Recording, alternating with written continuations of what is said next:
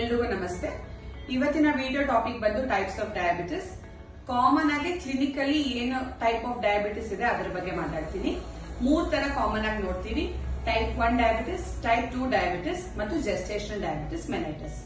Type 1 diabetes ಅಂದ್ರೆ ಚಿಕ್ಕ ಮಕ್ಕಳು ಅಥವಾ ಹುಟ್ಟಿನಿಂದನೇ ಕಾಣಿಸ್ಕೊಳ್ಳುವಂತ ಡಯಾಬಿಟಿಸ್ ಮೆಲೈಟಿಸ್.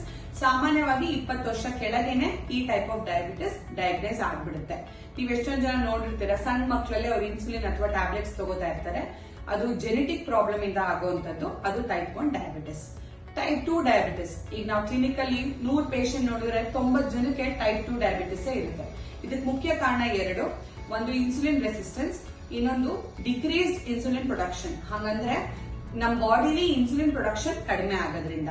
ಇದು ಏನಕ್ಕಾಗುತ್ತೆ ಅಂದ್ರೆ, ಇನ್ಸುಲಿನ್ ರೆಸಿಸ್ಟೆನ್ಸ್ ಅಥವಾ ಇನ್ಸುಲಿನ್ ಪ್ರೊಡಕ್ಷನ್ ನಮ್ಮ ದೇಹದಲ್ಲಿ ಏನಕ್ಕೆ ಕಡಿಮೆ ಆಗುತ್ತೆ ಅಂದ್ರೆ, ಅದಕ್ಕೆ ಮೇಜರ್ ಆಗಿ 2 ಕಾರಣಗಳು ಏನಪ್ಪಾ ಅಂದ್ರೆ, ಒಂದು ಒಬೇಸಿಟಿ ಅಂದ್ರೆ ನಾವು ದಪ್ಪ ಆಗೋದ್ರಿಂದ, ತೂಕ ಹೆಚ್ಚಾಗೋದ್ರಿಂದ. 2ನೇದು ಲ್ಯಾಕ್ ಆಫ್ ಫಿಸಿಕಲ್ ಆಕ್ಟಿವಿಟಿ, ಅಂದ್ರೆ ನಾವು ಎಕ್ಸರ್ಸೈಸ್ ಅಥವಾ ಯಾವ್ದೇ ತರ ಒಂದು ಫಿಸಿಕಲ್ ಎಕ್ಸರ್ಸೈಸ್ ನ ಮಾಡದೇ ಇರೋದ್ರಿಂದ.